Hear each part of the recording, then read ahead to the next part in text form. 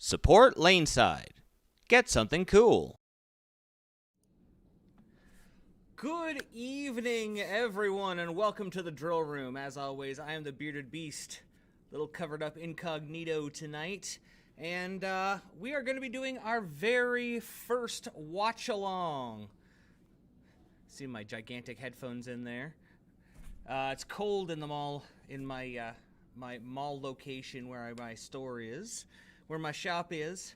So I got my head covered up because I lose a lot of heat out of the top of that. So I wanted to welcome everyone to the Drill Room. This is the show that is about you, the viewer. We try to answer your questions, give you tips, and interact with you better than what we could just by answering your messages. Text is so impersonal. We'd like to better be able to answer your questions for you. Once again, you can reach us always on social media. If you go to lanesidereviews@live.com, that's our email address. lanesidereviews.com will take you to our Facebook. Check out social media, TikTok, Twitter, Twitch, obviously, and now on Reddit. Just look up Laneside Reviews or TEAMLSR or r/Laneside Reviews. And you can put your comments, questions, Pro Shop Horror Stories, anything you'd like there. So tonight we're going to be having some fun. We're doing the watch-along for the Scorpion Championships. Now, obviously, there's a little bit of a delay between FS1 and us. I'm watching on Flow Bowling. So it should be interesting to see what the rollover time-wise is between us. Mine's saying round of 16 match play next, but yeah, there's supposed to be a show going on right now. Yeah, right now. Right now! I don't know what's going on. But like I said, there's always a little bit of a rollover in between. There's usually like 2 or 3 minutes in between. So while we're doing that, we have huge news. I guess we can get right into it while we're waiting for the show to start. Huge news out of the USBC this week with the Storm Spectre no longer being legal to be used in any sanctioned play. So this means your leagues, tournaments, national championships, if it's a USBC sanctioned or use USBC sanctioning rules, the Storm Spectre is out. Now, if you haven't seen the story, it is on USBC's on Bull.com's website. But I'll just go through the kind of the big points for it. The USBC has revoked approval of the Storm Spectre bowling ball and removed it from the list of balls approved for USBC competition, effective March 14th. So that was yesterday. The day they put it out, they were like, done. Now, the revocation comes after USBC determined through its spot checking procedure that a significant percentage of the bowling balls produced do not comply with specification requirements outlined in the USBC equipment specifications and certification manual. Basically, they didn't meet the 73 durometer hardness minimum. And you gotta think, this has only been approved for competition since the 21st of December. So this ball is really, really new. Now, here's the interesting part here. Now, ball approval can be revoked if the process capability shows that the model has a greater than 5% defect, so 50,000 out of a million. The Storm Spectre indicated a defect rate of 98.6%. 98.6%. Now, if you sit down and do a little bit of mathematics on that, that means that on every, I think it was 500 balls or 5,000 balls. Let's do some math here. I said I was going to do it. 1.4% times 5,000 balls Because we would say a regular run of equipment would be around 5,000 pieces. You'd say on the high side. That would be 70, only 70 balls met specifications. Now, I don't want to start any rumors or anything. I have no idea about this. But how many balls get sent to the USBC for approval? 50? 70? 100? Are they telling us that the only balls that met approval were the ones that were sent them originally, and everything else? Are they saying that they were able to track back where whatever this mistake that caused this problem, and they know exactly how many, like where it started and how many they put out? Because that's a pretty specific number, 98.6. Like that's the kind of number you either pull out of your butt or they have defined numbers for. So USBC tested balls from multiple batches, and the non-conformance was not limited to any specific batch. So Storm was placed on probation for 1 year and fined $8,000. Interesting. Very, very interesting. Now Storm has come out and said that they're aware of it and they're coming up with a program. They're not sure what they're gonna do yet. They could appeal it. But this is very, very interesting, especially right before the championships opens up. That's some significant pieces coming out. Probation means that if they do it again, they could potentially lose their opportunity to have balls sanctioned from the USBC. They could have all of their equipment lose sanctioning. They could get fined more. Honestly, it's up to the USBC. I don't know if there is a set out guideline for multiple infractions. Obviously, there must be because they're finding them and doing this. But yeah, integrity. No, I would not actually say that. This sounds like, to me, this sounds like after the ball got approved, something happened either with the chemicals that were being sent to them to create their cover stocks, or something happened in the process of creating their cover stocks and something else was added or something went wrong that did this. I don't think that Storm did this on purpose. Honestly, that would be silly of them to do anything like that. Like, let's be really honest. They're a huge company. Why would they risk? Why would they risk that kind of thing? So we've got the World Series started here. We've got Jason and EJ in the first match just starting. My feed's just a little bit behind. My apologies, guys. So we can talk more about this stuff while the tournament's on, while we're watching this together. Unfortunately, we can't share the feed. That would get us in a lot of trouble. But oh, these headphones are killing me. There we go. That's better. My head doesn't look so big now. Oh, opened by EJ. Now this pattern is fairly slick. Wow. Fairly slick, and yet they are playing very deep already. EJ is already lofting the gutter. Now, EJ had a really interesting story this week. Now, he lost to Tommy Jones and ended up being the... Oh! Rolls a big strike. Weak hit, rolls a big strike. Tackett actually lost to Tommy Jones, but qualified 5th. He definitely had that tough tough block, I believe it was yesterday, when he had the double gutter. Jason up now, up 14. It was really interesting because they talk about, you have to let it go.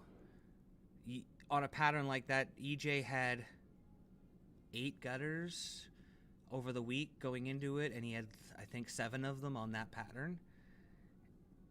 High risk, high reward, and yet he came back and made the show the next day. Like, he didn't give up. He's not letting it get to him. It shows his mental toughness. So yeah, EJ being the lowest qualifier, he was the highest of the losers, for lack of a better term.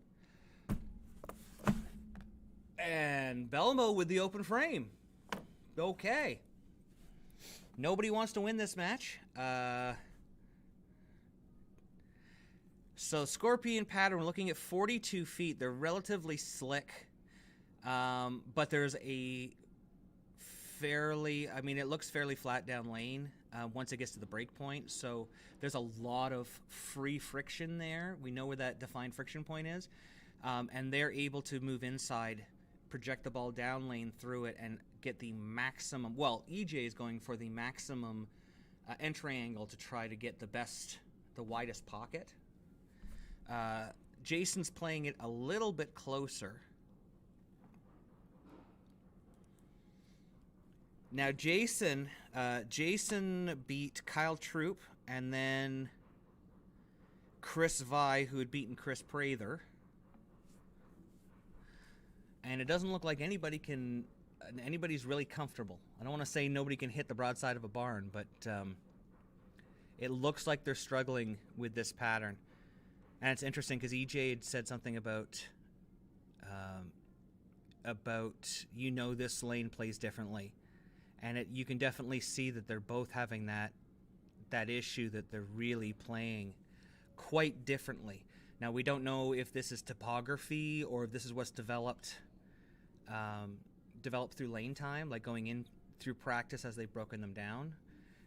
This is the first match, so you would think that they'd still be pretty decently flat still. Oh, there we go. EJ's throwing that new coral venom, it looks like. It looks kind of like... maybe he made a ball change. I know the shot before... No, there we go, yeah. Oh, no, that's a regular venom shock, looks like he's throwing. Just it's phased, interestingly. No, blue coral, all right. It's a very pretty purling on it. Oh! Come on. EJ is destroying the pocket and leaves it that 9. Yeah.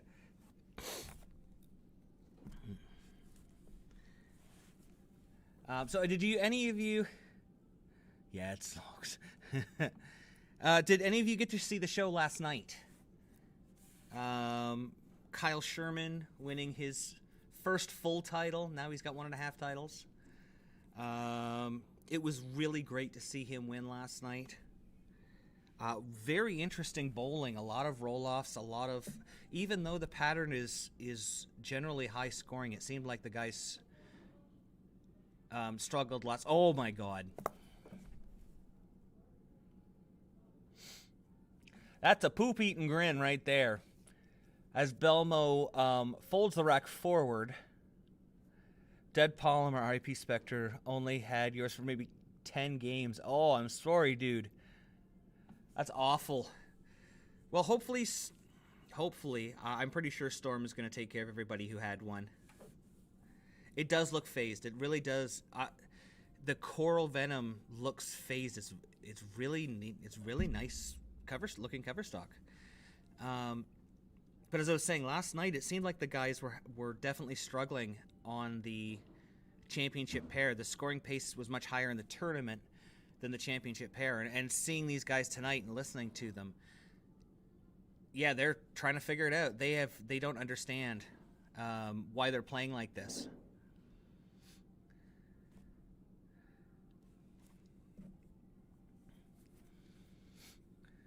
Oh, just folds. I think it was a 2-pin forward or a head pin forward. That's awful. So yeah, and I think we can see that really easily that they're seeing a different lane pattern just from looking at the championship match last night and looking at what we've seen already so far in this opening match. Christian Ascona, everybody was throwing a lot of urethane last night, and that right lane we've seen all week has played a little bit longer than the left lane. And it really showed up last night as the urethane started to track down, as we saw the heads start to blow up and the oil get pulled down lane. You could see that Christian really lost his reaction. You could see the ball would start to turn the corner and then never really make it. So it was either burning up in the heads or it was getting too tight down lane. Now watching Kyle, Kyle was getting it down pretty early, but it looked like he was getting it a little bit outside of him. There might have been a little bit more oil outside to hold it. So I'm wondering if it was burning up too much.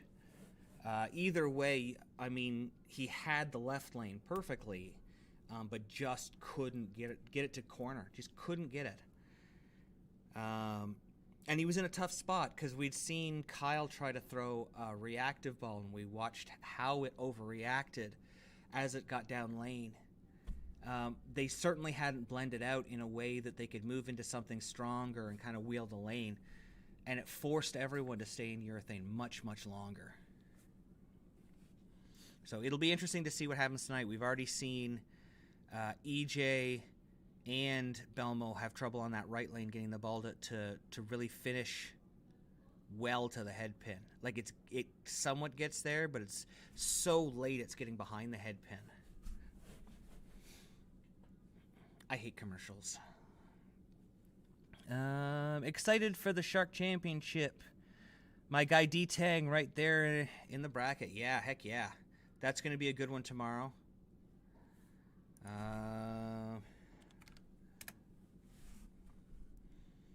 It'll be interesting to see. It's been nice watching these brackets the day of, getting guys bowling their brackets all the way to the TV show. We've got a couple of 6 seeds who've ended up making the show, which has been nice. We've had some real drama during the day. It's made having Flow Bowling actually worthwhile because I could watch this stuff going into tonight.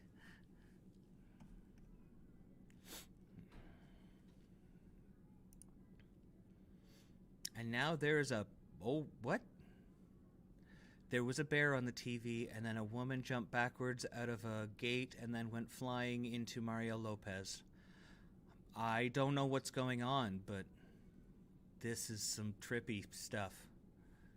Some trippy stuff. I'm looking forward to watching D-Tang as well. One of the cool things with Kyle and D-Tang and a lot of these guys, Packy, making the show, is we're getting a lot of behind the scenes from everyone. We're getting to see some of the practice during the show, before the show. We're getting to see some of the bracket competition. We're getting to see what the pros are truly going through to bowl this event. I mean, you think they bowled 54 games through the entire event, through the World Championship. But for some of these players, they might have only seen 10 games on a pattern and then had to jump back into it days later. So it'll be really interesting to see how things go. Oh, they're showing the signs in the crowd again. Where was that when Scoops and I had all the great signs in the background? I mean, we had the original Diva Scoops, or the Hambone Zone, and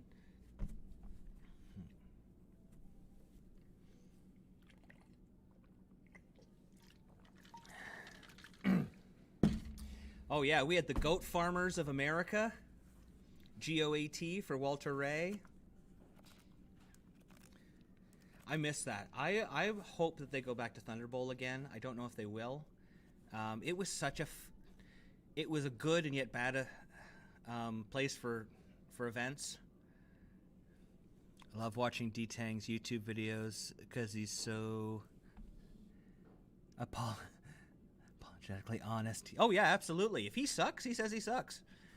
It's very rare that a bowler will come out and be like, yeah, I blew chunks all week.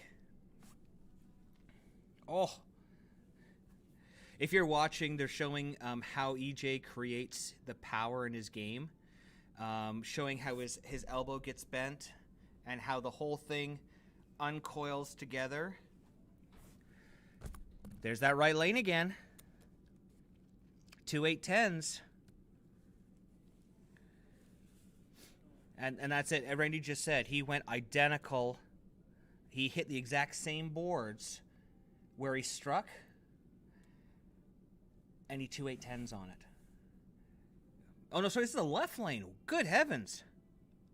Come on. Oh, almost gets the 2-8-10. So, okay, sorry. The 9-pin that he left on the right lane, he threw the exact same shot on the left lane, and it didn't get to the pocket. So that will also tell you the huge difference between the two lanes. So there's almost a zone difference, it looks like, between the two of them. I'm very curious why EJ hasn't made a ball change. Throw one ball on one lane and one on the other. Oh, then that's why you throw two-handed. Messengers. I'm here for the messengers.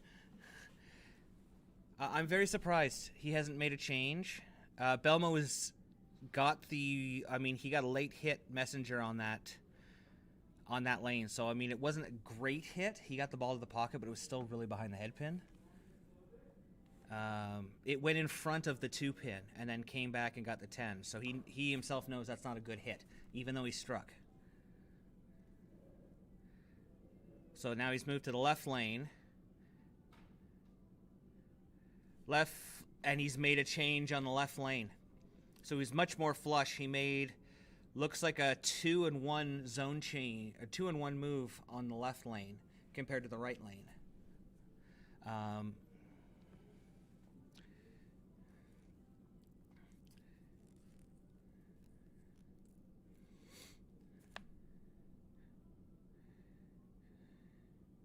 There we go, another light hit. Tackett strikes on that one, but it's still a light hit.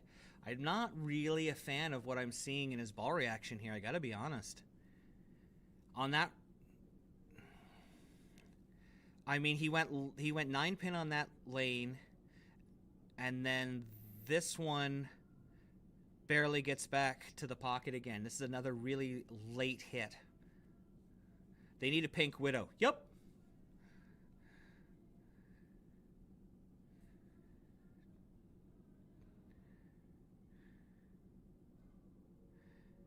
Yeah, that one he stood at the same place, and you could see that one belly out, and it got there late, and he's got a nice wide pocket. He's getting a pretty good mix, but we've seen when he misses it by even a little bit, he's 2-8-10ing. So this is very interesting. Like I said, I'm not a fan of that line that Tack is playing, and that might be why Belmo's got a 25-pin lead. Messengers are fun to watch, but in my opinion, not be an expectation. No, you're right. Super Blitz, you're 100% right. Messengers are lucky bonuses. Most of the time, if you get a strong messenger like that, you've actually had a bad hit because the head pins hit the sidewall with a lot of energy, which means it's missed your 2-pin. You don't see a lot of them where they actually hit the pins and then come back. They're usually, light hit sidewalls. So you should never expect messengers, except unless you're a two-hander. In case for some reason their ability to create rotation allows them to create entry angles that one-handers just can't, or haven't been able to yet. I'm sure there's lots of people out there who can do it, but not people who can do it. Oh, they're going for. I missed the ham bone. Oh my, what was that? Graps to Pabst with folding in the big four. Through the nose. And he immediately asked for a ball change. See, this is what I said. He's got the match won. I swear that logo almost looked like an El Nino for a second there.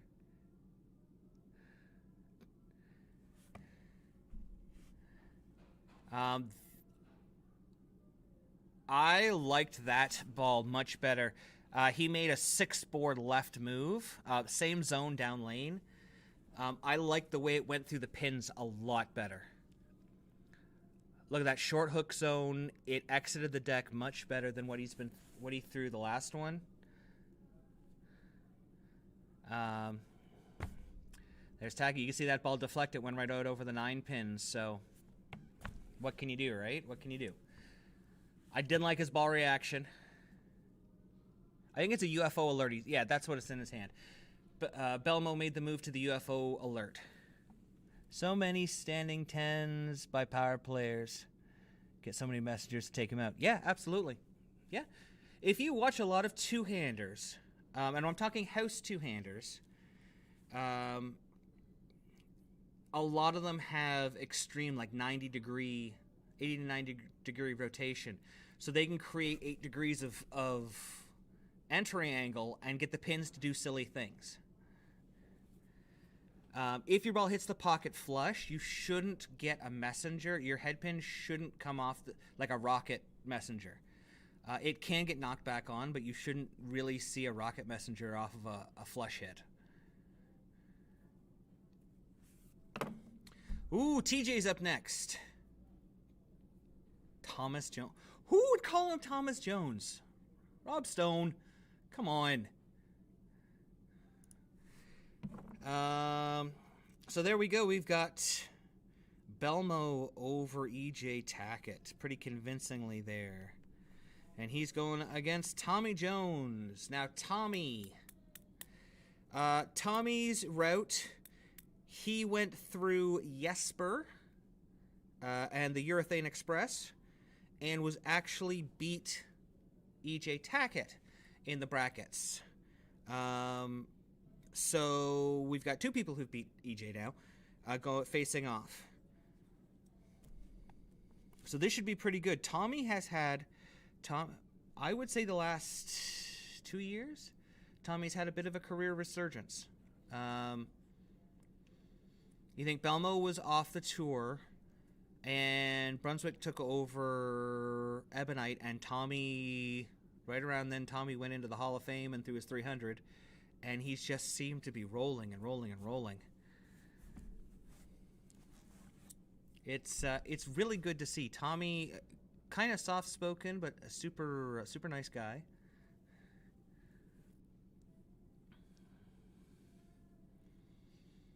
If you guys didn't see it, we have a graphic. We got a Hambone graphic. Hambone! That was horrifying. I thought I'd add something to it. I couldn't get a 6-pack Pabst one up in time. But that way I could share a little bit.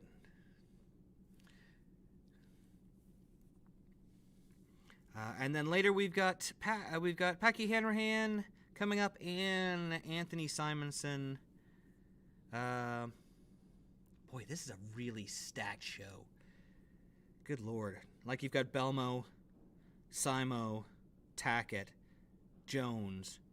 So you've got 1 Hall of Famer, 3 future Hall of Famers, and a hot rookie. That's a tough step ladder.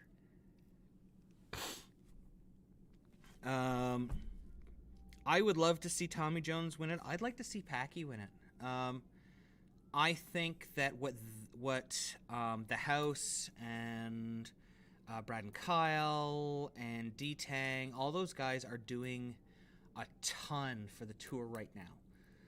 While the tour is spending their money advertising through Fox and on TV, trying to bring in some of those lapsed fans that might watch wrestling or watch NASCAR, what have you. These guys online are really creating excitement for the Pro Tour again. And they're bringing a lot of people out to watch. It would be nice to see Packy win because of how much work he puts in. Once again, we'd get a lot of look behind the scenes. These guys online, it'd be nice to see them win because we get more of that. We could hear more thought process. But then again, I mean, Anthony Simonson's a great guy. Like, he has some anger issues. People have brought those up before. But he has always been very nice to me. Jace, I mean, if you've looked at our Facebook, if you've looked at my Facebook, Jace and I have hung out many a time. He is probably one of the, like, not nicest bowling people, but just one of the nicest genuine people I've met in a while. Like, just a really nice guy. But then I got to root against him because I'm a Brunswick guy. You know, it's so tough. But he's a really nice guy. He's a really nice guy. Tommy Jones, like I said, he's soft-spoken, but still a very nice guy. He's never been rude to me. Always been very nice. But now, mind you, I've never approached him during competition. I've only seen him and, like, talked to him into the paddock, after bowling, things like that. So I don't know how everyone else is. Oh, Jackson 100. What is the best solid bowling ball? Jackson. Let's break that down into three. The best solid symmetrical right now, probably, in my opinion, boy.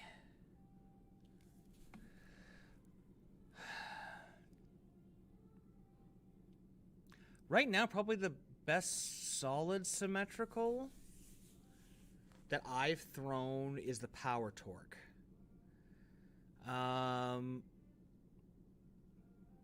Yeah, probably the Power Torque. Not good. I haven't had as much chance to throw. The Power Torque's been really good. Asymmetric, probably the Obsession Tour. Even though it's a benchmark, it's a lower flaring core. That cover stock core combination match up really nicely. It's something that you can drill pin down and have something really controlled as your benchmark ball, or you can still hook it. Like, it still has some. It has some chutzpah. But those two for currently.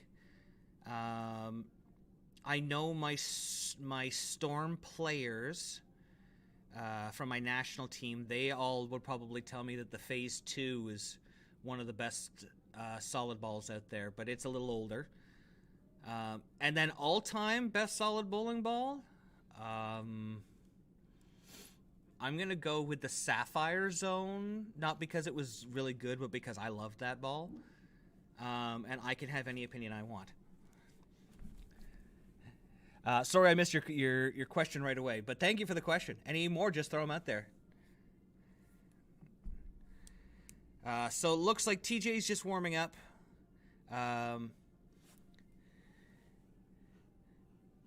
Teal Rhino. Oh, yeah.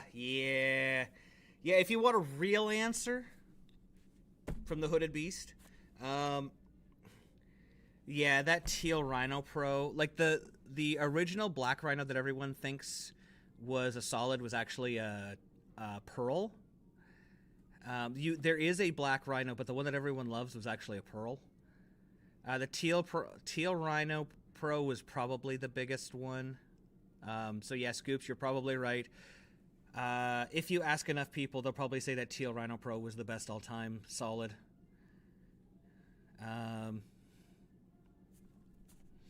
But everyone has your opinion. What do you think, Jackson? What's your favorite solid bowling ball? I'd like to hear what everybody's favorite solid bowling ball is right now. I know in my bag, I've got my Obsession Tour as my benchmark, my fresh out of the bag ball, with my Paragon solid as kind of a ball up, and a Track Tour Sick is the ball down. is for my burn. Those are my solids in my bag currently. And then the pearls in my bag, I've got my pearl urethanes, and then I've got a night prowler, and I replaced, oh, that's right, my 3D offset. Duh. Like the best new pearl in 2022.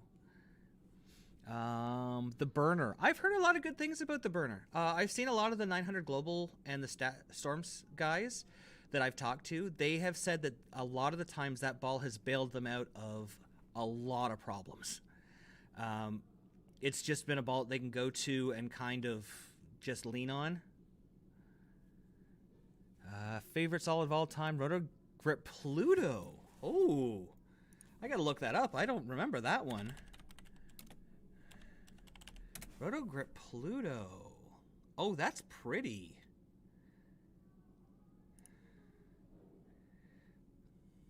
Oh, don't tell me 123 bowling ball isn't available. Let's see here. 2.61, so it was pretty cover heavy. Oh, yes, it had the flip block on the bottom and the top with that really big wide band around the middle. Yeah, that would definitely, differential of 018, yeah, so that would get down lane pretty well without burning up and have a fair amount of motion. At 2,000 surface, yeah, that would have some hook. Rhino Pro L5? Oh, nice. Radical Ludicrous. Really helped me dig out. Yep, absolutely. Well, Dodge Viper has a Paragon of his own coming. Very excited. I'm very excited to get it drilled up for him. As a speed dominant player, it is the kind of ball that he does very well with. Although he did throw the Pink Widow urethane last week and shot I think a 214 with it. So I really like, if you haven't seen the Sapphire Zone before, I really liked it. It was one of the last ones out there that had the dense nugget in the center. It had the bismuth graphite. Sorry, 217. My apologies, Vincent. It had the bismuth graphite nugget in the center that made it really center heavy.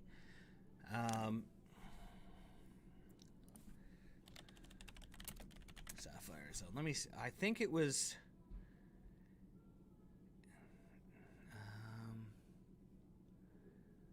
Yeah, trying to find information on those old ones.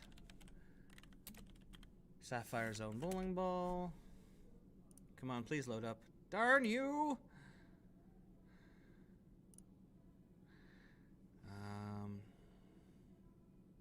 It's so old. Yeah, I don't even know if we have the RG and stuff on it. That's funny.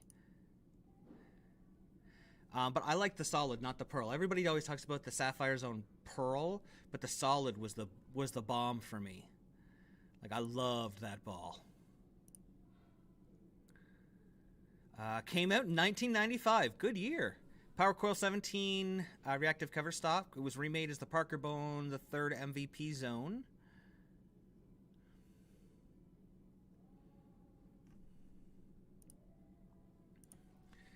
So they've come back from commercial here, and they're just showing the Kia player points thing for the playoff. What else we got in here? I think the only solid I've had, that is the BTU and the... yes, the only solids I think you do have are the BTU and the Black Hammer. Do you like the Big Shim? I haven't gotten to throw it myself. I'm going to bring up all of the stats on it. One of the unfortunate parts of being in Canada is we don't get a lot of the third-party balls, some of the smaller companies. Like for us to buy the big bowling stuff, it's more expensive than anything. It's almost $400 a ball.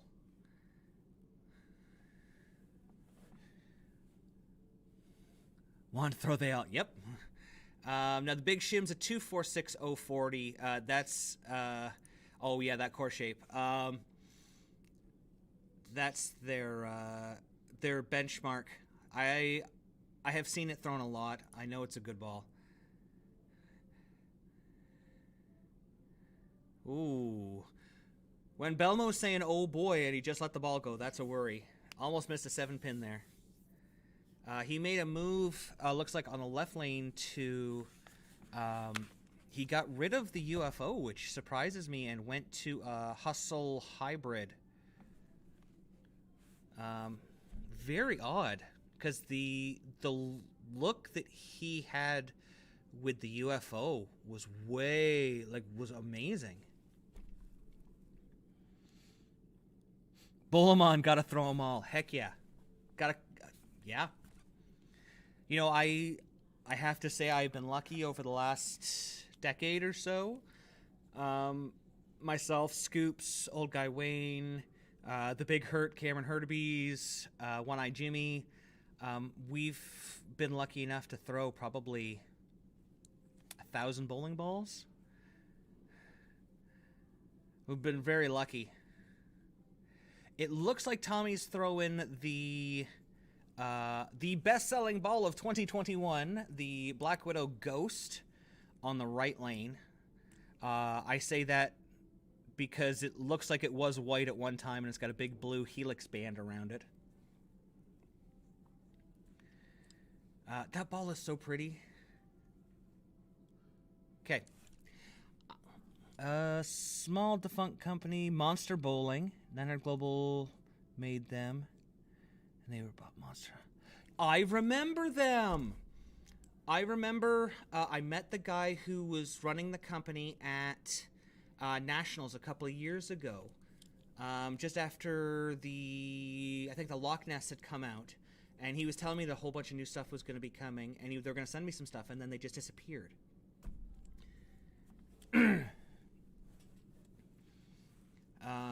It's a shame. More bowling companies means more choices. More companies for everybody to buy. Oh, Tommy Jones opens with the 310 in the second frame.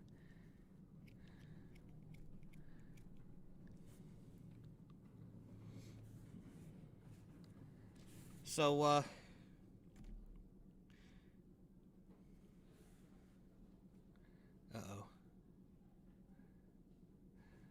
Sorry, Rob Stone's coming up with some kind of stupid fact.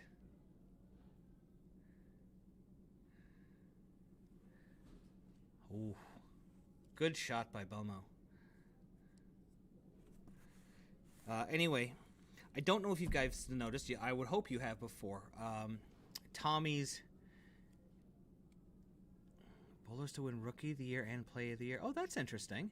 Mike Albee, Chris Barnes, Tommy Jones, Jason Belmonte, and E.J. Tackett, the only bowlers to win Rookie of the Year and Player of the Year in their career. That's pretty cool. I used Visionary for a couple of years, made great stuff, just never caught on. They were fabulous until selling. Yeah, I would have liked to have seen Visionary. I would have really liked to have seen some of the Visionary stuff. Radical Phil made mention in the last live stream there could be using Loch Ness. Yeah, I could see it coming out. Using it again. It'll be long enough. Yeah. See right there, Jason threw. He hit the left lane there, and he changed out of that UFO, and now it's going through the nose. I don't like that ball change for him. Really don't. The UFO looked much better on that lane. Thank you for the follow, sir. Thank you. So Tommy Jones, if you've ever watched him put his hand in the ball, we're going to see it here in a second. He does it really unusually. And every once in a while I get a question from people like, why? Why would you ever do that? Why would you put your thumb in and then roll your hand around? Watch what he does here. When he brings it around, you can only get your fingers in so deep. So for him, it keeps him from digging his hand in too deep. It keeps his hand more relaxed. Whoa! Yeah, he was aiming for 6 and hit 3 and almost threw it in the channel. Yikes. Yeah, he just missed it wide. But it's supposed to keep him. It's supposed to keep his hand relaxed, keep him from digging his fingers in too deep. There are a few. We're seeing more and more players who are starting to do this. I've never found it comfortable for myself. I don't know what you guys think, but I have never found it comfortable to put my thumb in first and then try to turn it to get my thumb in, or put it in and then put my fingers in. It makes my hand feel weird.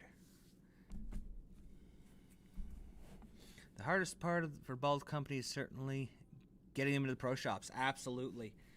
You look at Lane 1 for a while, used to sell direct pro shops. There are a lot of the companies who are trying to do that, sell direct. California Bowling, they have their staff system where they get people to buy the balls and they can be on staff. Like people have to come up with innovative ways to get around the big 2 or the big 3 right now to get noticed if you want to be a new company.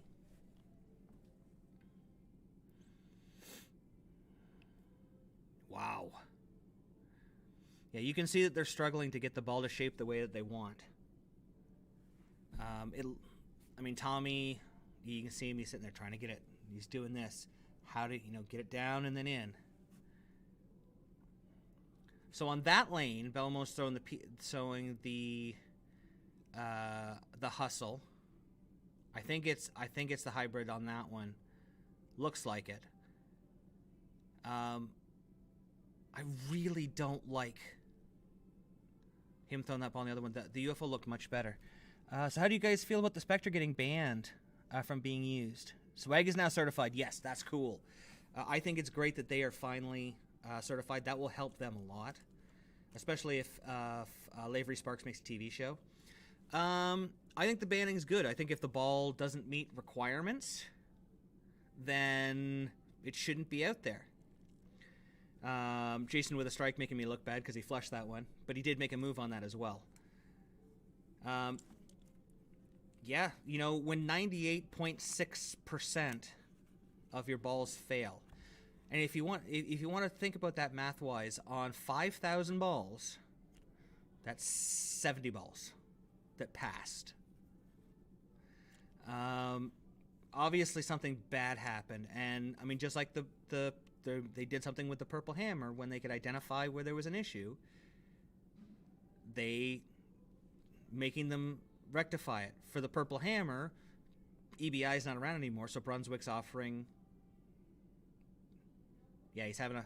Sorry, I was just watching Tommy there. They're offering a trade-in rather than EBI because EBI doesn't exist anymore. I'm sure Storm is going to offer something. They'll probably.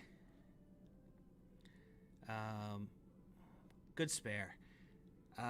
They will probably offer to trade it into something else of equal value, or they might have a new ball coming that they'll just switch it into. Say, you know what, send us your information. What I would like to find out is what Storm is going to do for the pro shops. I remember when Motive had the issue, they were kind of cool about it. They sent out the balls and they said, hey, for every X balls you do, here's a free ball to cover your costs. The Jackal Carnage. So that was, Motive did something for us, the pro shop. I want to know what Storm's going to do. Is going to make pro shops lose money. Yeah, because these pro shops are going to have to either collect them and send them off or wait for these players to get them and then either get money back from Storm or have Storm give them something for doing this. They end up losing money otherwise. So you're absolutely right. I think it's good that they pulled them off. Obviously, if 98.6 of them failed, that's not a good thing. That's a huge number. That's just a monstrous number. While we're on commercial here, I'm going to grab up questions from the internet. Some things that you guys have asked over the week. See if I can answer any more questions. Corbin, I've got an OG Katana, 400 plus games, easily if not 500. I've had a ball like that. Still rolls nice and hits hard for me. I just gotta get around it a tad more and when your ball starts to lose performance, you can change the surface on it. You can slow down, get around it a little bit more. There's lots of things you can do, so that's cool. Talking about effective hand positions from episode 12. Welcome to the internet where people just want to hate. Yeah, that is true.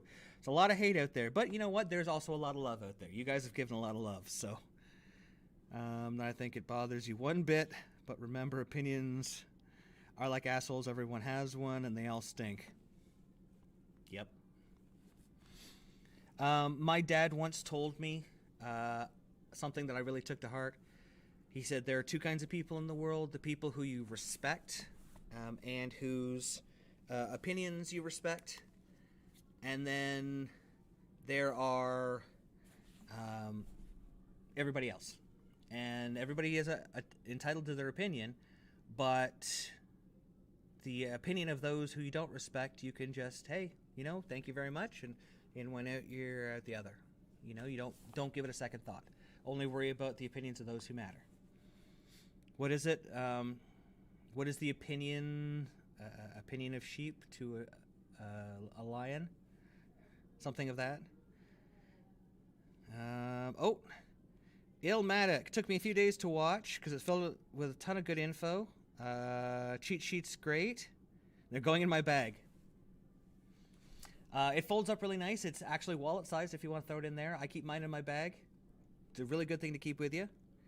But I have to question, I recently converted to no thumb, which has improved my rotation and shape. Glad to hear it. Can you talk about if league bowlers should play left of 20 consistently or shorten the angle? Another question is, can you explain how surface plays a role in changing hand positions? Okay.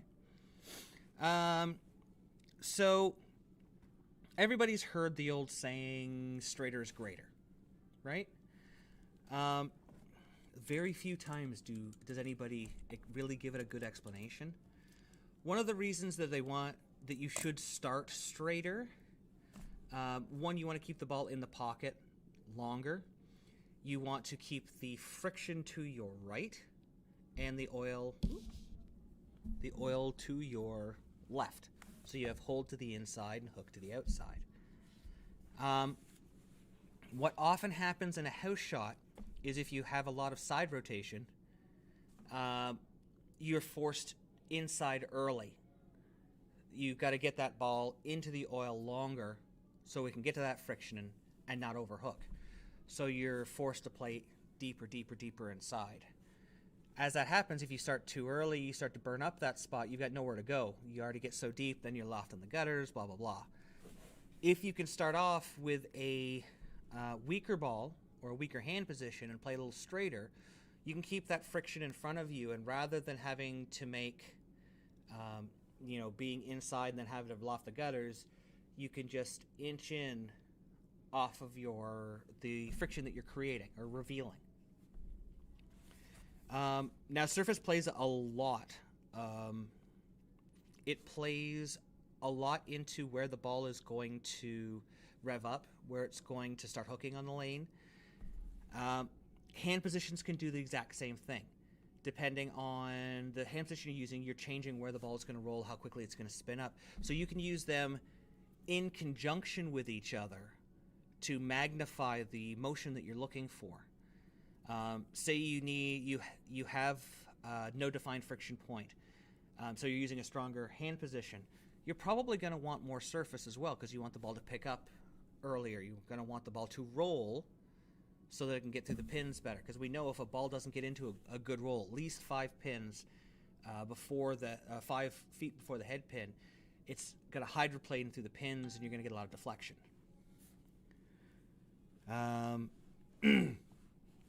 So you should remember that your hand position and your surfaces can be used in conjunction with each other. But there isn't a specific, I need this surface in this hand position. You kind of have to match them up to the motion that you're looking for and the ball that you're throwing.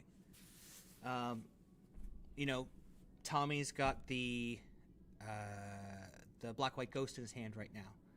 On this lane condition, you can see he's not going with a very strong wrist position early. He doesn't need the ball to roll up.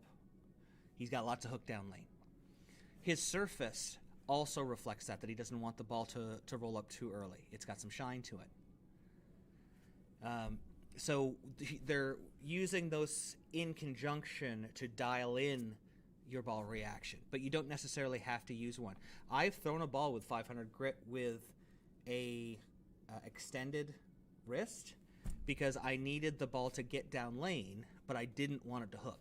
Obviously, I can do that with, I mean, there's reasons you could do that, like if you don't have access to urethane in the last couple of years. There's times where I needed to throw a resin ball for a spare, you know? So you shouldn't just define your hand positions by your surfaces and your balls by your hand positions by your surfaces. You have to see how they're going to work together.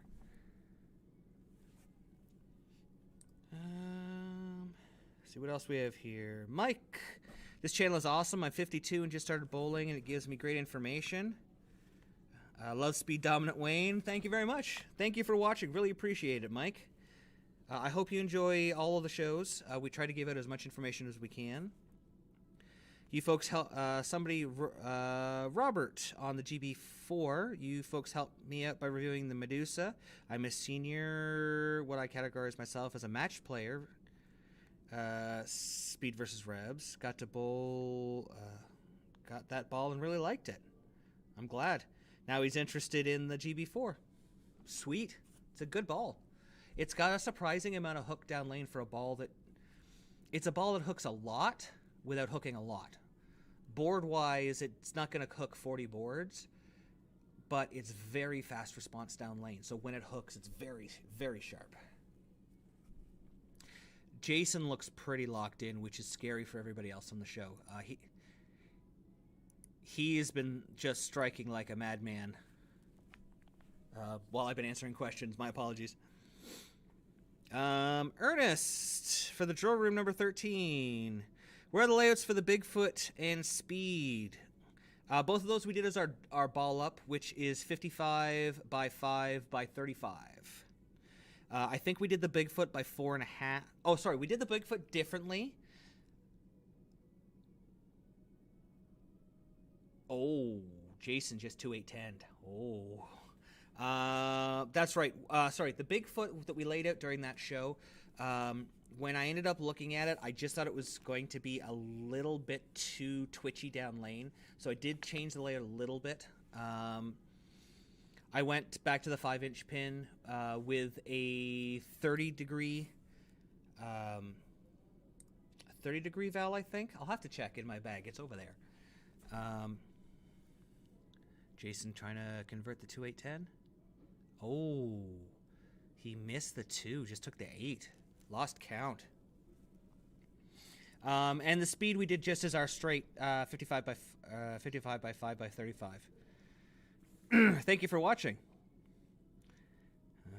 Speaking about athletes in bowling, it's going the way of the professional golfer. This is the big easy. Bowlers are getting bigger, stronger, faster, whether that's good or bad. PBA Tour. Yeah, the beer-bellied bowler on the PBA Tour is a dying breed. 100%. There is rumor. Oh, my God, Tommy. There is rumor that Marshall Kent is like some kind of monster and he can bench press like 400 pounds. Like just stupid strength. Just an insane strength. If we put more athletes out there, we'll be considered more of a sport. It leads more of us to getting into the Olympics. It also means that the best... Oh, almost got it too. The best athletes are performing out there. And you notice not all of them are two-handed either. I know I've talked about it a lot over the last 2 years through the pandemic. I started doing powerlifting. Started doing a conjugate raw training program. I dropped 100 pounds. I raised my ball speed. I can take my ball speed's effective range is anywhere from about 14 mile an hour up to about 19 mile an hour now. Oh, TJ's lost. He's so lost. He's had 2 Brooklyn hits in this game. He just looks lost. So, yeah, you cannot go wrong. Getting stronger, getting fitter. You think about, you look at that ESPN sports thing they did with Sean Rash, where they measured all the forces on him. Now you think for every 4 pounds of body weight, how much that adds, to the pressure on your legs and your arm and everything. So being able to get stronger, lose weight, be in better shape, our bowlers are going to be able to create more power. And you think power comes from the legs. Oh boy. I learned that pretty quickly when I started powerlifting. Like I started doing a lot of deadlifts, a lot of squats, a lot of box squats, explosive jumping with bands and stuff, just to increase my drive going from my fourth step to my slide. And yeah, huge differences you can make in speed very quickly just by working out your legs. But yeah, so Belmo has definitely won this match versus Tommy Jones. This is not. I feel bad for Tommy. Let's see here. A lot of people asking specific equipment about. Somebody asked about Revolt Havoc and the Forza GT. Oh, there's Scotty Thompson with another message on there for us.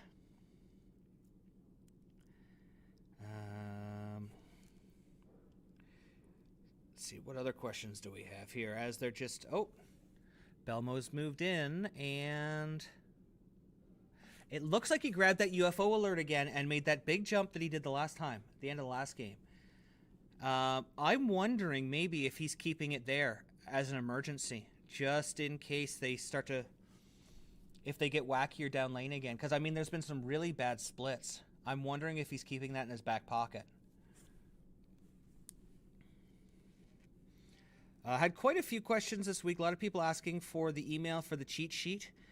So yeah, once again, if you want to email us at lanesidereviews@live.com, I could definitely send you that bowling cheat sheet. It's also up on our Facebook at lanesidereviews.com.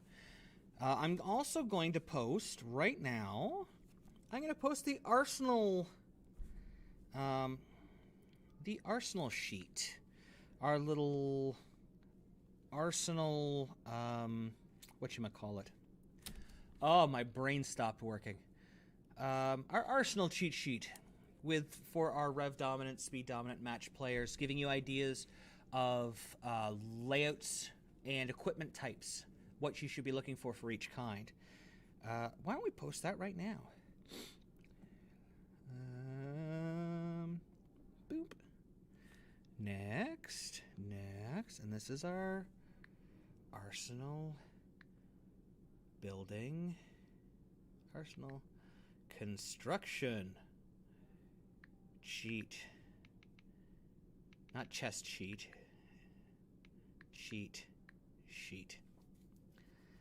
Wow, congratulations, Baldrick. You've managed to spell cheat without getting any of the letters right. All right, so I've just published that to our Facebook so that everyone can have a copy of that as well. Super Blitz, slightly off topic. I have taken some practice technique from bowling and applied them to axe throwing. That's cool. I'd love to hear more about that. That's very interesting. I know that I take a lot of, in my past lives, I've done a lot of things in my life. I am often called the Homer Simpson of my family or the world, or the Jack of many trades.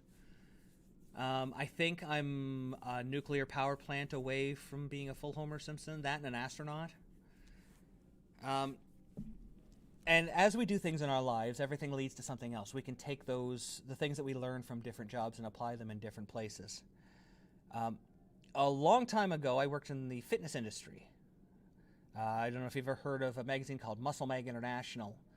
Robert Kennedy, he had a line of retail, and I ran the retail division for the entire company. And it gave me a love of fitness, even though I also love to eat. So when I got back to it, it's kind of funny getting back to working out and seeing the kind of elements that I use in my workouts that I've now, without realizing it, applied across to my bowling training. Example is teaching new players, no-step drills, and hand positions. That's super cool. That is really awesome, Super Blitz. That is awesome. I really enjoy axe throwing. I would say I'm good at it for somebody who's not good at it, because like I'm pretty good throwing it, and I can aim it pretty well. But then you watch guys who actually do it. I guess it's like watching bowlers in a league, non-bowlers watching real bowlers. Watching some of those people who throw axes, man, you guys are serious. So that's pretty cool. I know I use a lot of my, I've been using a lot of my conjugate raw principles in my training on the lanes. One of the principles that they use that I really like is shocking the nervous system, which means you never repeat the same practice movement more than twice in a row.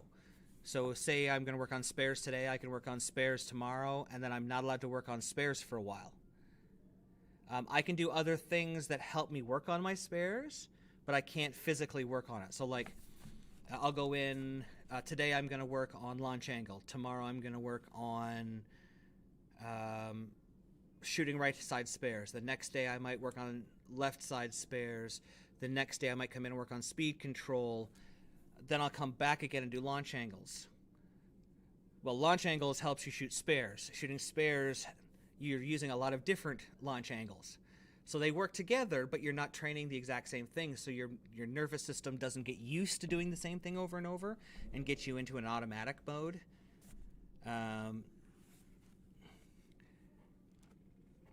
Sorry, I've got Randy Peterson screaming in my ear. So I do that with my bowling so that my body, I'm always thinking about what I'm going to do. I don't just get locked in and stop thinking about moves I need to make and what I'm seeing on the lanes. Would you look at this? Jason's back on the lanes and he's made the move to that UFO alert. If I were Packy, I would be worried right now.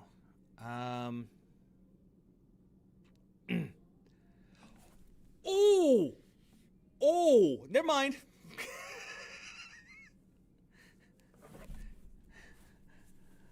That's a 710. He threw it good. It looked like it just got down lane like an extra 6 inches. Come on. Nope. No 710s.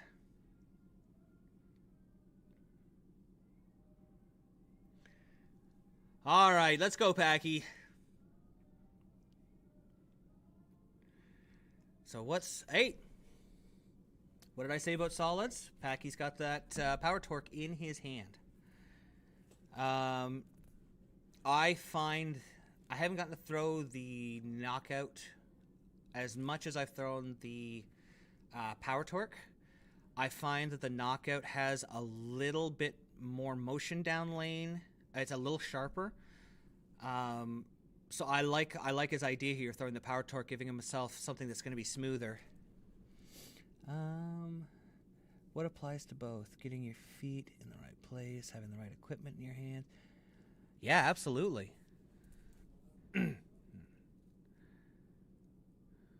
Oh, it was a little smooth. You might have to make a small move left. Oh, yeah, he's the only righty on the show here. This could be really good for him. He looked like he was a little light there. He might want to make like a 1-1, or he could have been a little bit of nerves if he didn't catch it all, but he might be like a little 1-1 left just to get to finish on that lane, because we've said that lane is a little bit longer. I used to watch some of the championship matches on YouTube. The pins look so fake.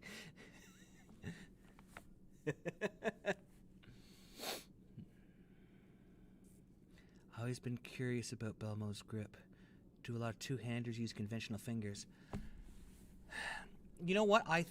It's very interesting. I have noticed that a lot of two-handers that I have worked with, good shot there by Packy, a lot of two-handers that I've worked with, they start using their fingertips or a buried finger, and one of the first things I try to do is get them to convert to conventional. One, it gives them a little bit more room to get their fingers into, because we're going to drill those fingers deeper to change the differential in the ball. Also, it puts less pressure on the upper knuckles. It puts it more towards the hand, so it's just a little easier on the hands. It also allows you to do a lot more forward pitch, so that you can increase the rev rate.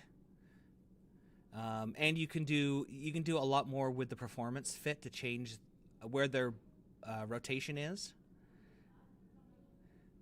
See, he's made that. I told you might have it in his pocket there, and Jason has moved far left and is going to swing it with that UFO alert. Like just the sound of the reactions they make. Yeah. Well, pins also sound different in an empty bowling center when no one else is bowling. Pins have a haunting sound to it. Do they use new pins for the show? New-ish. They try. I know they try never to use brand new pins, just because they don't carry as well. But they don't use older pins either. I mean, a lot of these places that we're seeing them compete at, they've brought in pins just for the tournament here, and they get broken in pretty quickly.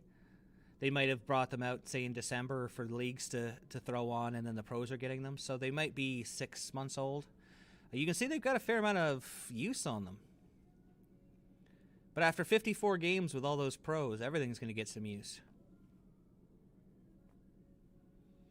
Oh yeah, I forgot Packy Hanrahan's like Packy the 4th, isn't he? Or Packy the 3rd? I have been to a tournament. Scoops has done it too. We've gone to tournaments where they've put out brand new pins for the tournament, and it is just awful.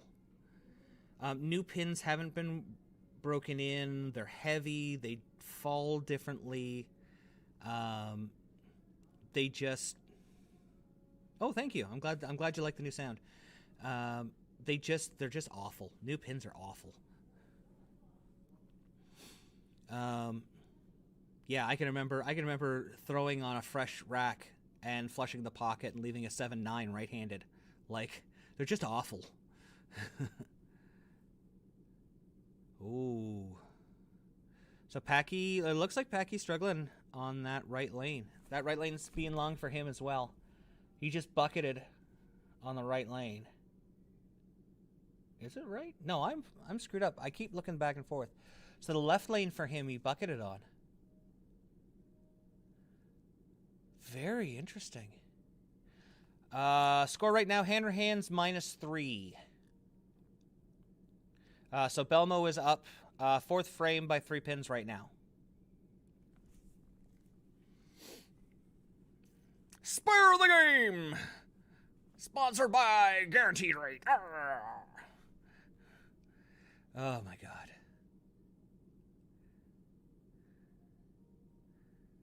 And where's a spare like Jason Sterner's?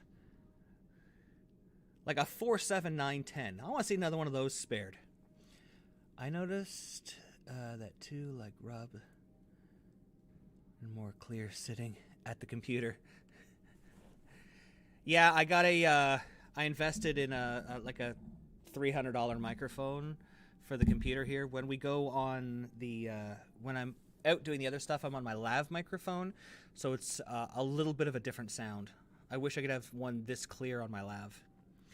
Rob, since you bowled on string pins with the OG Knockout, what did you think? What I think of the OG Knockout or what I think of string pins? The OG Knockout's amazing. That ball did not get its due because of the pandemic, and I'm really glad that the Knockout Black Blue has come out after it. String pins are a different animal. 100%, they are a different animal. I mean, you can see on that video, I think I posted a clip from that too. You hit the pocket and leave a 3-pin. Oh. Ham bone. Ham bone. Ham bone. Ham bone. Yeah, ham bone. String pins have a different kind of carry to them. Flushing the pocket can often be bad for you.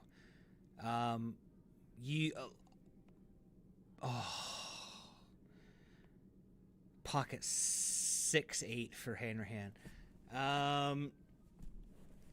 So in Canada, we have a game called 5-pin, and those are on strings. And we know from watching it that the best players try to get a lot of action on the pins. They try to hit them real thin and get the pins moving. In string pin, 10-pin, it's kind of a similar concept. I find that hammering the pocket, the more you hammer the pocket on string pins, the worse your carry gets. If you can get just a little bit light, you can just explode the rack. And because of those strings, you end up carrying things that the pins don't even get near, but because the strings are near them, they carry them off. Now, that is why USBC suggested that they come up with a uniform length for the strings so they can make sure that centers aren't making it too easy to score. Because the longer the strings, the more you can create that dynamic action.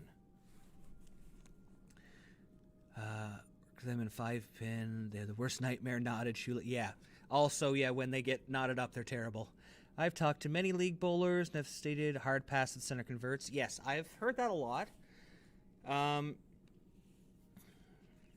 It is a much different game with string pin.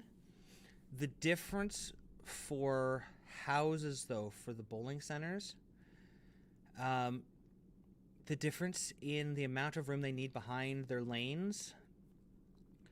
I really like string pins for recreational bowling. I think for competition bowling, though, it should be regular pins. I think that would be a really nice, clear delineation between recreational and sport bowling. Right there, that'd be another good place to have it. String pin versus non-string pin. And then, you know, regular patterns versus difficult patterns is another step. That's just me, personally. As a league, I probably wouldn't bowl in a string pin league. However, one of my friends, Chris, bowls in a string pin league and averages like 230. So it's really, I don't know, it'd be tough. If string pin was the only thing I had access to, I don't know if I could give up bowling. I love bowling too much. So I might actually end up bowling on string pins. But if I had a choice, I don't think there's really any kind of choice. Let's be honest. If you could bowl on strings or bowl on regular pins, everyone's bowling regular pins. Oh no! The Flying Lady's back. Poor Mario Lopez. And now people are knocking. I didn't see that last time. They were launching bears and golf balls at her. Good Lord.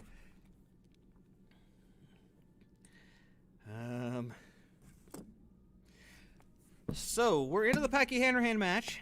Packy today went through Runk, who has a ridiculously awesome name, and Saunders, who beat Kroll. Matt Saunders. Matt Saunders has had a pretty good year this year. We've seen his name come up a couple of times. Packy's not looking really good right now. Last time I looked, he was down at least 30. The more you let Belmo settle in, the harder he is to beat. And I'm a Brunswick guy. I'm not going to say, I'm not, oh yeah, Jason, yeah. Jason's the best right now. He's bowling the best on the telecast. Yeah, he might win.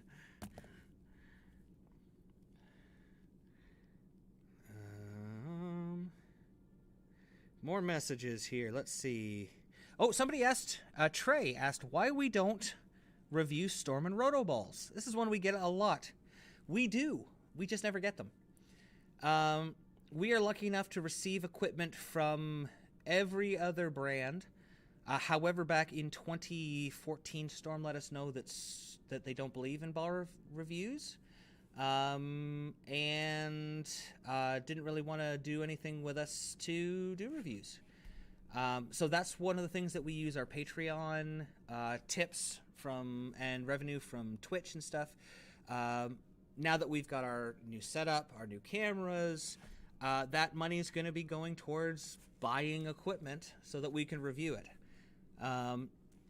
Through the pandemic and before that, it wasn't feasible for us to bowl it, to buy it, because we had more important things that we wanted to do for you, the bowler. So this way, I mean, now that we've got things running, there's lots of stuff. I would love to get scoops and the guys on the lanes and look at the trend too. The UFO alert. There's tons of stuff. The new coral venom we've talked about. I'd love to get that stuff in. Of course, that's from another company that we don't deal with. But we'd love to get, a little bit of everybody's stuff in and give a really good range. Let everybody see everyone's equipment. One of the things that we've always prided ourselves on is we treat everybody equally. Even though I'm on staff with Brunswick, we review everyone equally. We tell you what we see. And we give you those different styles so you can, even if you don't want to believe what we're saying, you can see with your eyes a style that's close to what you do, and you can see if that ball will match up to what you want. Now, as for Motive, we came to an agreement because they had a hard time shipping to us, so we couldn't get ball reviews done in a timely fashion for them. Unfortunately, that's the way things go.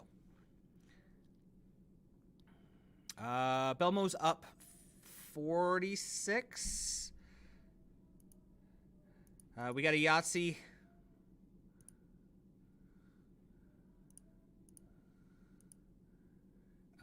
Yeah, he's playing just a ridiculous angle right now.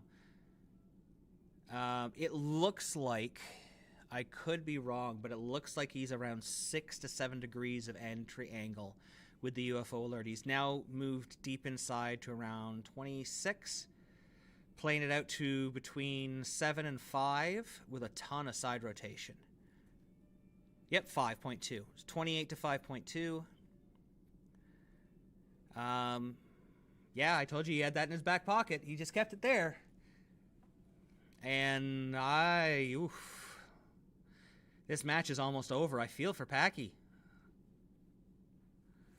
Wow. Changed his speed by 4 miles an hour. Talk about effective range. You want to be out on tour?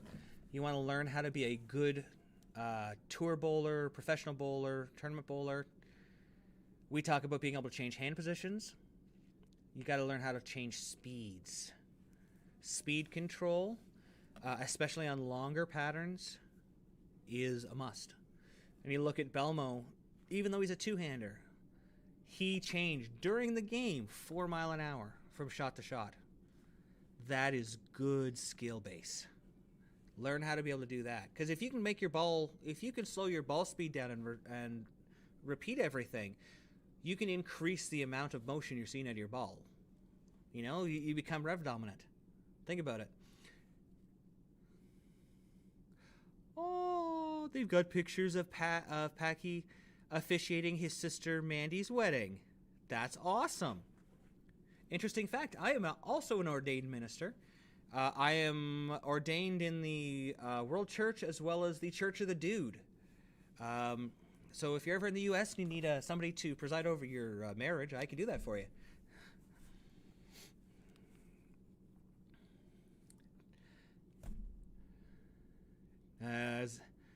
This match, unfortunately, is pretty much over. Jason running at a 279 max, Packy at a 211 max. Yes, I am the Reverend Robert Johnson, Church of the Dude.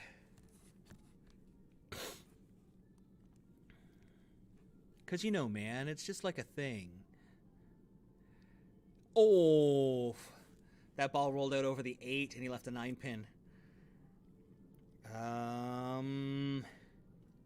I had one person, I'm not going to mention their name, they've been messaging me for over the last little while looking for an Arsenal for Nationals. You know, when you look at Nationals, people going down there, the singles and doubles always hooks a ton. So I always like urethane or slower response equipment. You know, Obsession Tour would probably look really good there. Urethane's going to look really good there. And then having something that you can move to as the lane opens up. Something that's going to be weaker that you can kind of parallel in off of. And then for the team, you always want something that's going to hook. So something that's going to hook, but it's not going to be so uncontrollable that you can't get it to really shape for you consistently.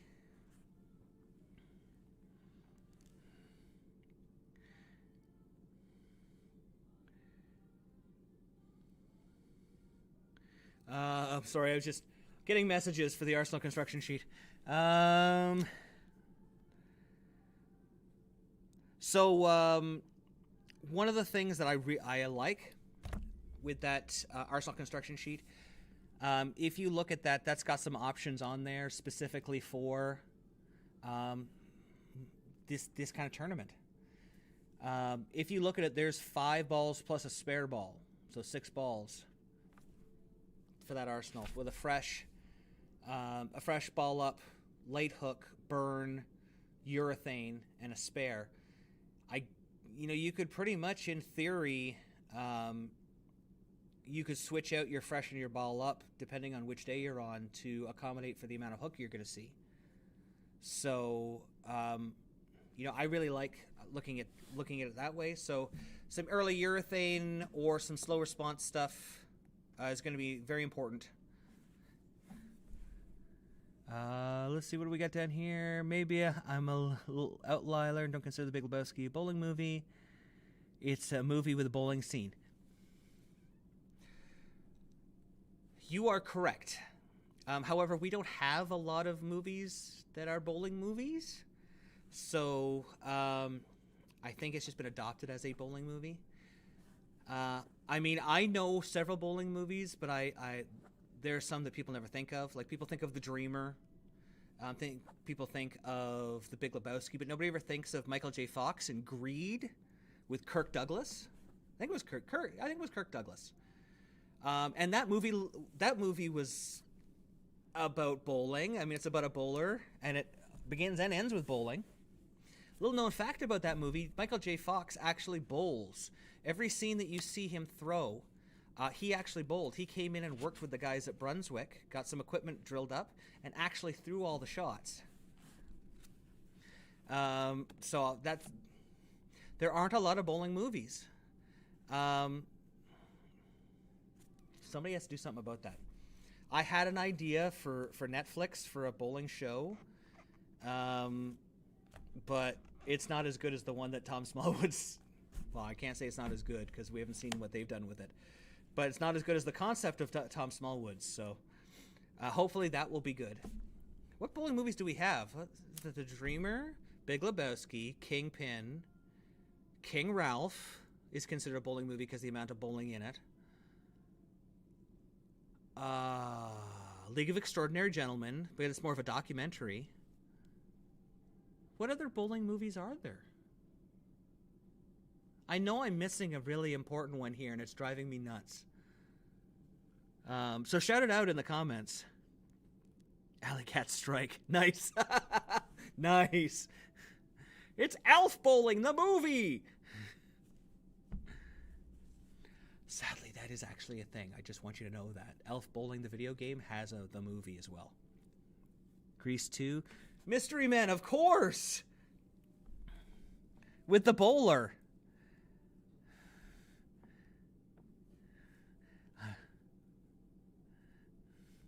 Oh, Belmo completely missed a spare, and if people gave him a hard time.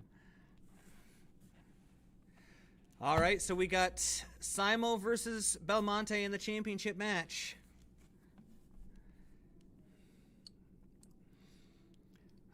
What other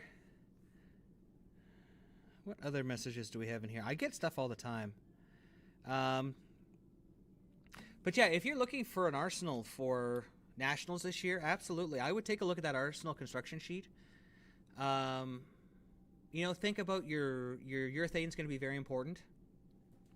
I would build it off that. I don't think you need a lot of equipment. It's going to be about execution. It's always about execution. You can't out bad bowl execution. You can't out bowl bad execution.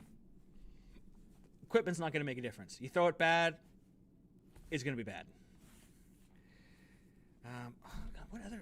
This really bothers me. I have to look up what other bowling movies there are now. Bowling movies. Oh, there's one I know that I watched. It's an independent movie called Strike Something. It was on Netflix about a lady who owns a bowling alley. It's also the Jesus Rolls, the Big Lebowski sequel. Fun fact about Kingpin: during the tournament scene, Bill Murray makes all those strikes himself. Yeah, I heard that, and I don't doubt it. Bill Murray is good at everything. Bill Murray is just incredible. Top 10 bowling movies. The Dreamer, Kingpin, Strikes and Spare. It's a 9-minute movie. That's not a real one.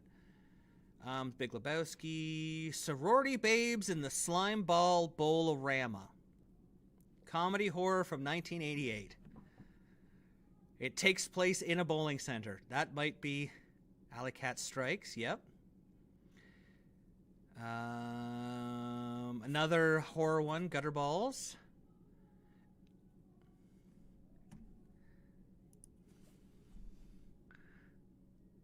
The Ed Show. How did we forget about that? Oh my God, it literally takes place in a bowling alley. That's why we keep Scoops around. He knows this stuff. Mystery Men. Bowling for Columbine is not a bowling movie.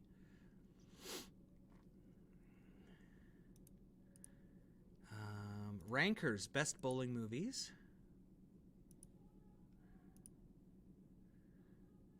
Some lady throwing a ball between her legs. Top 5. The Flintstones. Yeah, I guess, technically. Racing with the Moon. Sean Penn and Nicolas Cage. Two friends who work in a bowling alley. I think that, I guess if we're going with that, I guess wouldn't Buffalo 66 also be in there because they're in a bowling center there a lot. I don't know. None of these seem like real bowling movies other than like Kingpin and maybe the horror ones. We need a good bowling movie about bowling.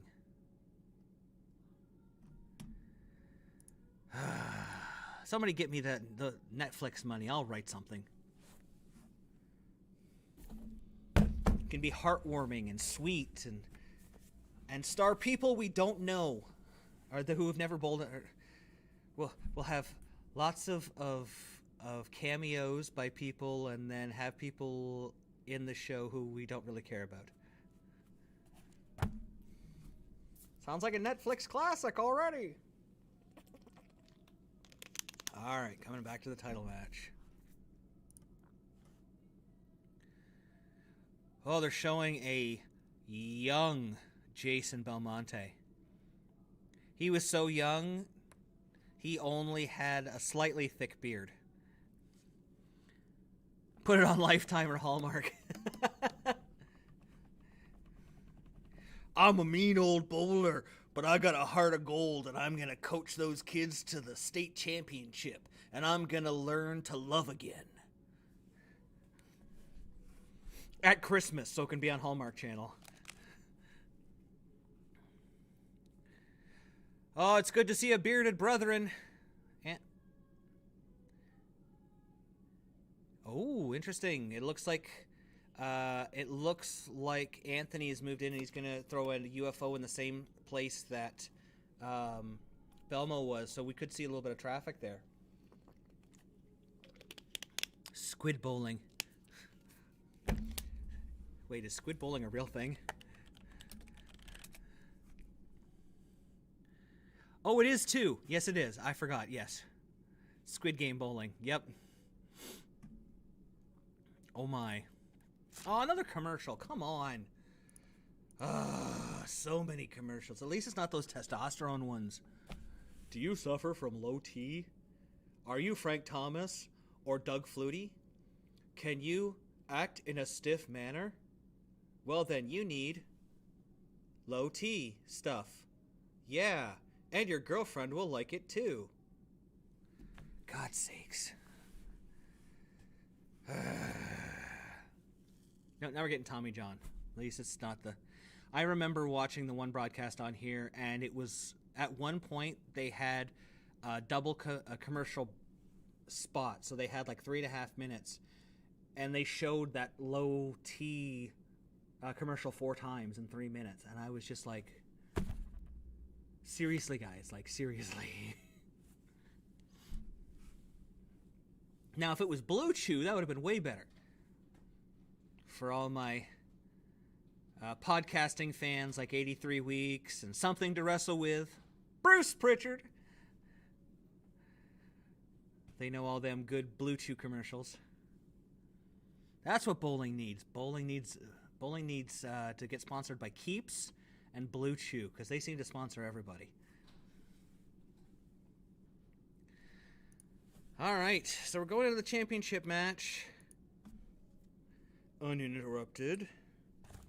We're going against Simonson, who beat Tang and Edval, who of course beat Butters. Butters is on a roll. Almost another show. I know he hasn't won anything, but he's having quite the year. He is... I mean, other than not being able to bowl on TV, he's bowling really well. He's just that one. He's that one something, just close to winning.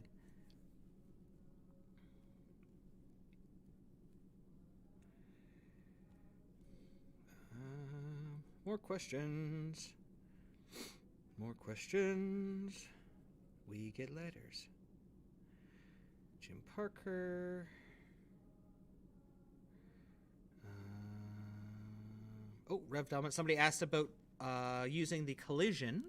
Jim here asked about what kind of layouts would be good for a speed dominant player with the new Deviate collision. So we're looking here. Based on his stats that he gave me, I told him he would be looking at one of 2 layouts, either 50 by 3.5 by 30, or 50 by 4.5 by 25. The reason we went with those, it just depended on the amount of tilt. He didn't have a good knowledge of what his tilt was, and we needed to figure out how quickly we wanted this ball to react for him. We wanted something that was going to be really sharp down lane for a speed dominant player. R.I.P. Simo's grenade. Oh, I know. Look at this awesome grenade pearl that I just bought for $900. I'm going to take it to the truck and spend $60 to get them to drill it. What do you mean it's illegal a week later? Yeah. He actually is throwing, like I said, I think he's going to be throwing the UFO. It looks like he's moving in and throwing the UFO in the same place that Simo was. So when we laid that ball out, the collision based on when I laid it out, based on the information he gave me, he just couldn't give me his tilt. But that placed the mass bias beside the thumb about 1.5 to 2 inches off of the thumb. Normally, for a speed dominant player, that's right around where we would have thrown that big old P4 hole to make it start up even sooner. But for him, I think that's about as strong as we wanted to go, because that gave him a chance to really play with the surface to get it to start up more. Here we go into the title match. They're showing Simo.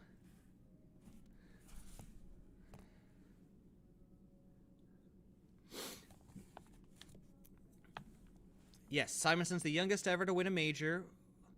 He's the youngest ever to win 3 majors, and missed being the youngest player to ever win a PBA title by 2 days to Norm Duke.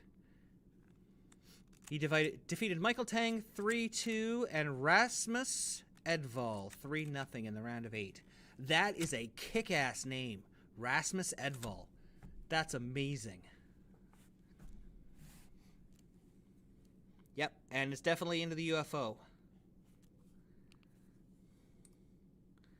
So both guys are going to be circling the lane, it looks like. Simo playing a little tighter on the left lane. He's playing 26-7, where Belmo was playing 28 out to about 5. So very close angles, very, very close. Wow. 38 years old. 38 years old, 14 major titles, 27. More than half of Belmo's titles are majors. That is just insane. So 29-6, so he's moved in a little bit. Still even. Any other questions out there? I love this interaction. Has been really fun. Anything you guys want to ask, feel free. Left side columns, are they represent oil patterns?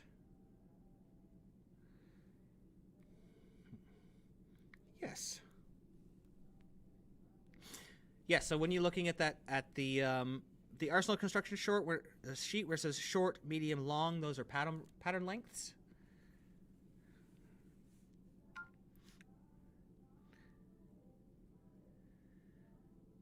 What? Hey, strike for Belmo. Either way, both of these guys are adding on to their Hall of Fame career numbers here. Boy, look at that. You know, it's something I've been watching a lot of this week, because we've been able to watch so much bowling. I want you to watch the back swings on the two-handed players here. Okay? No backswing is above their shoulder. And it got me thinking about that. Because, you know, myself, I have a very long backswing, and it tends to go above my head. Especially when I get out of timing, it gets very high above my head. Or I'll lift it above my head. And it's funny, if you think about it, two-handers have no backswing. All of their power is generated through their legs. And yet they're still throwing 19, 20 miles an hour. Why do any of us as one-handers worry about a high backswing? Why do any of us try to generate a high backswing? Is it a lack of training to know that all of our power comes from our legs? Or is it just because we can do it, or because we've seen people with higher backswings? Look at Kyle Sherman. Yesterday, he throws the ball 18, 19 mile an hour. His backswings come down this year, and his speed went up. I think that as one-handers, we look at two-handers and say, oh, you know, they take these principles and they do them a different way. I think we should actually be looking at some of these principles, these two-handed principles, and start looking at how we can apply them as one-handers. We can manipulate the ball better than most two-handers can, so we have that advantage. We can't create the rev rate that they can. That's their advantage. But the mechanics, I know a lot of people have seen, I have a bit of an unusual setup.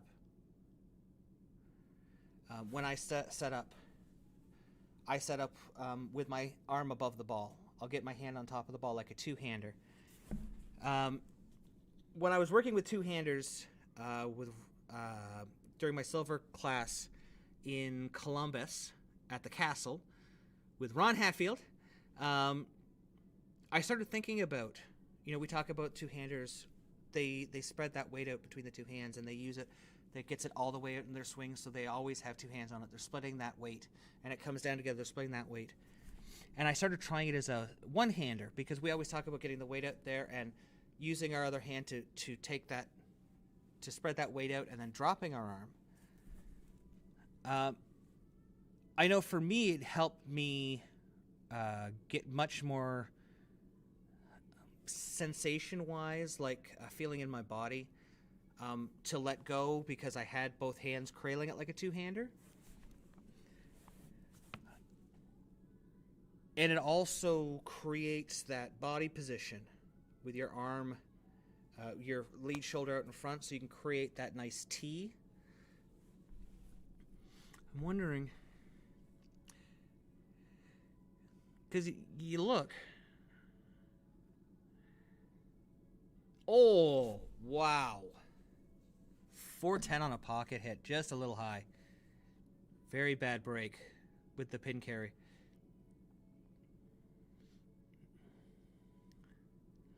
Anyway, that's here nor there. That's just me thinking out loud. I think there is something there for one-handers to learn from two-handers as much as two-handers learn from one-handers. Where did everybody in my chat go?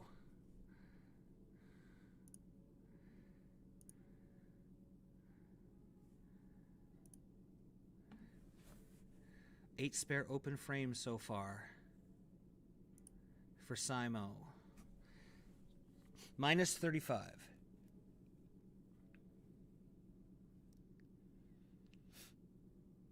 Oh, there's a stat for you. No one has, in the entire Scorpion event, nobody converted the 410. And now we've got a 2-4-8-10 for Simo.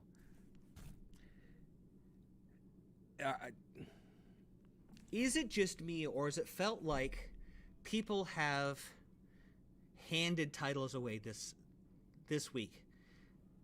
Like people have gotten up with the chance to bowl and have just bowled terribly. Bowlers who are incredibly, incredibly good. Mostly when they've been up against Jason. Like people just seem to be almost scared of his aura.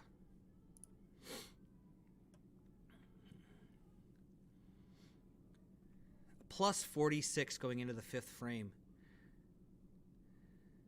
Ooh, almost channeled it though. 1, 2, 4, 5 looks like. I've seen a few women from Japan with insane high back swings. Yes! Those P-League girls. For those of you who haven't watched, you can watch them on YouTube. They're free. Look up P-League. Some of those girls are just amazing.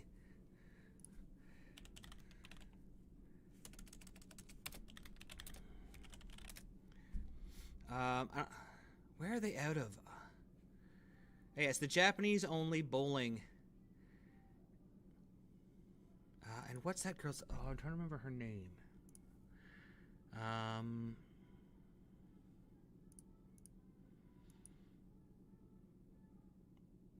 Oh, I can't remember the girl's name. Oh, it drives me nuts.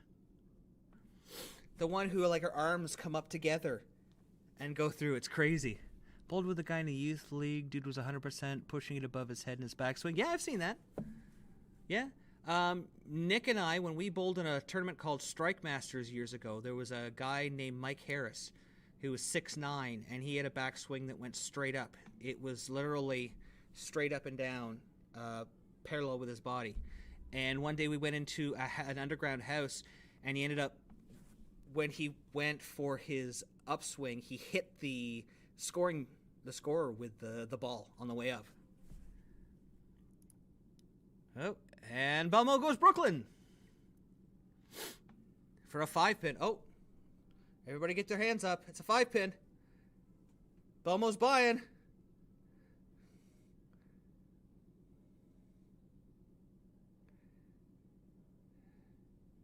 Dang it. He spared it. Makes you wonder if the difference between how bowling is learned. Yeah, absolutely. If you think about it, the science of bowling has changed a lot in the last 20 years. people have actually looked at it scientifically, not just anecdotally. And a lot of things that we thought in the past were true or not. But not every country has caught up with that, so there's a lot of different styles being taught out there. You think about just some of the styles that have developed in different countries, like the UFO, the super spinner UFO, where the guys throw 300 games with 12-pound balls. That came up because they didn't have a lot of oil. Different country, different style had to be figured out.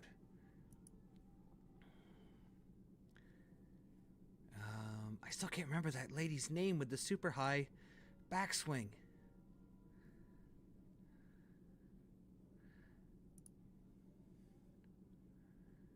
Active bowlers.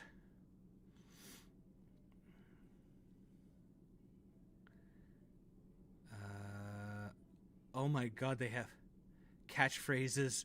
Oh, I just fell down a well of active bowlers in the P League, and on here they list their catchphrases and stuff. Like one is kawaii footballer. Another one is passionate ponytail. Oh my goodness. Positive daughter from Nagasaki. Wonder girl of Nara. Real idol of the bowling world. There's some really awesome ones. Mikasaki. Oh, Mikasaki! She's the supermodel of the lanes.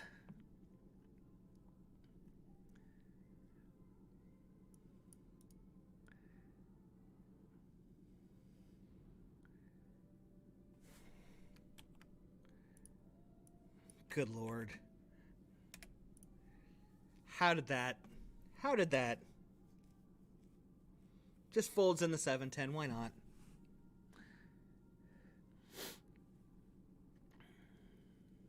Look at that side rotation. He's at about 70 or more degrees of side rotation. How Japan markets their... Yes, Japan does a great job marketing their bowlers. They make it a real fun event. The PBA's kind of caught on to that with their stuff in Portland. And they're starting to make it more fun. I wish it'd come around to the regular events to have a little bit more pomp and circumstance. Have some stuff going on outside, inside.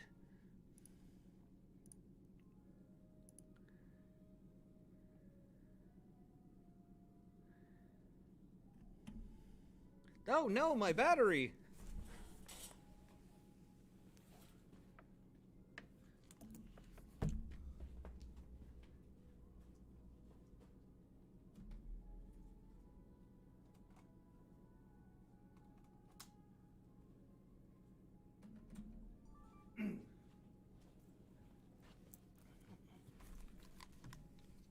There I am.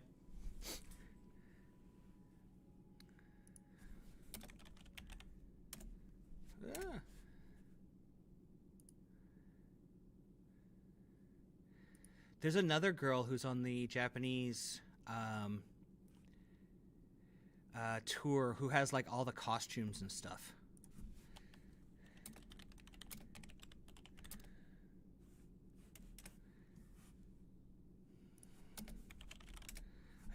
I wish I could remember what her name is. Iwami Ayano is the one who bowls in cosplay. I love to see more of that kind of stuff. I want to see some costumes. I want to see some WWE style promos. I want them to be out there and be like, "Well, you know something, Jason. You've been running all week, but you can't run anymore. I got you in the championship match, brother." They say that you can't bring the mountain to Muhammad. Well, I'm bringing Muhammad to the mountain, and we're going to tear it down. We sold you the whole seat, but you'll only need the edge.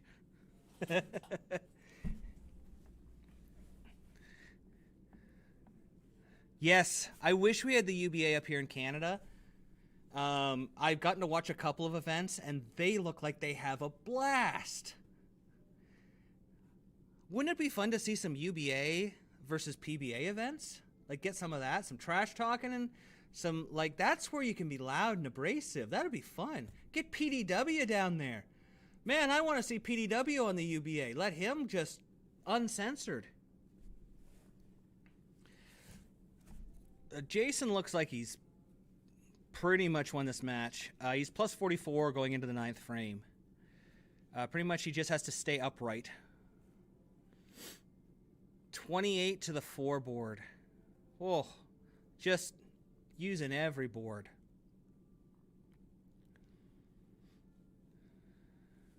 Yep, that is it. Belmo wins the Scorpion Championship, his 28th career. And it's not even a major. What's up with that?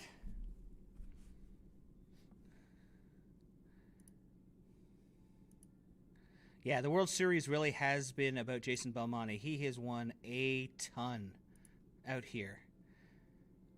Like, I think this has been where he's won his events that aren't majors.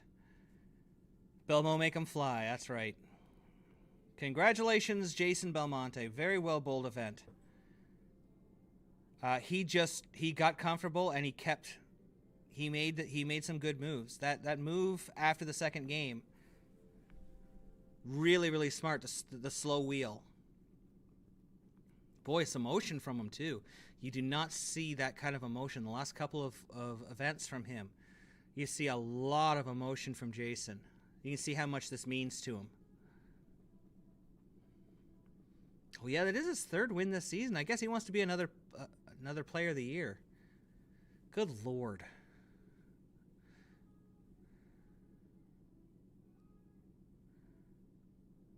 All right, so that is the end. That was the end of our watch-along today. That was insane. Jason Belmonte climbs the ladder, knocking off everybody, including the pins and the announcers. Then he climbed into the crowd, just started laying out elbows. So that was a lot of fun. I want to thank everybody for joining me tonight on here. Just before we go, I know this isn't a wrestling podcast, but I just wanted to send my condolences and my thoughts and my prayers out to the friends and family of the original bad guy, Scott Hall, who passed away yesterday. Scott had a huge impact, not just on wrestling, but on just everybody who met him, who watched him. Not every wrestling fan will have the benefit of watching a Razor Ramon match or a Scott Hall match, but every wrestler who's come after him has benefited from what he brought. So it sucks, but our thoughts and prayers go out to him, his family, to all our friends out there. Bowling and wrestling and magic, and those things seem to really overlap, those communities. So, yeah, Dead Palmers. Hey, yo. That's right. Bad times don't last, but bad guys do. So, I think it's really awesome. Thank you all for joining me tonight. Thank you for, this is cool. If you guys like this, please, let me know. Go to Reddit. We have all the episodes. We're going to have chats up there. If there's something you want to see, go there, put it up. Things you like, things you didn't like. And, yeah, join us here on Wednesday at 8 when we'll talk about tomorrow's show, the winners and losers. We'll talk about new equipment, what we thought of the new stuff that we've drilled up.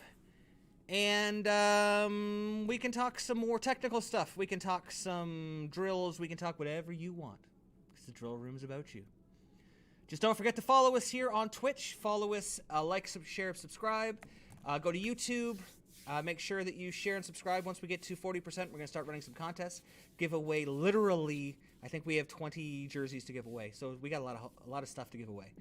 So make sure you like, share, subscribe, and join us here next time. Until next time, guys.